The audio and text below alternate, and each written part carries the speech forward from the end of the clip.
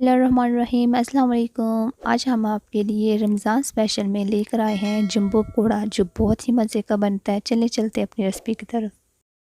बिस्मिल्लाहिर्रहमानिर्रहीम। 2 large size के हमने पोटैटो लिए हैं। इसको हम इस तरीके से काट लेंगे। पहले हमने धो लिया था, छील कर रख लिए थे। इसी तरीके से हम लंबाई में इसको काट लेंगे। ज़्यादा पतले नहीं होने चाहिए। ये देखिए हमने इसी तरह से तरीके से सारे काट लिए हैं। अब हम बैटर तैयार कर लेंगे। बैटर तैयार करने के लिए 7 चम्मच बेसन,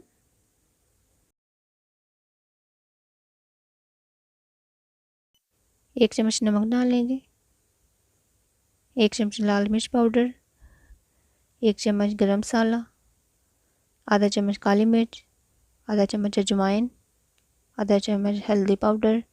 अब इसको मिक्स कर लेंगे।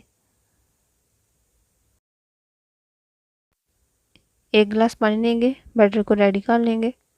थोड़ा थोड़ा पानी डाल के इसको रेडी कर लेंगे।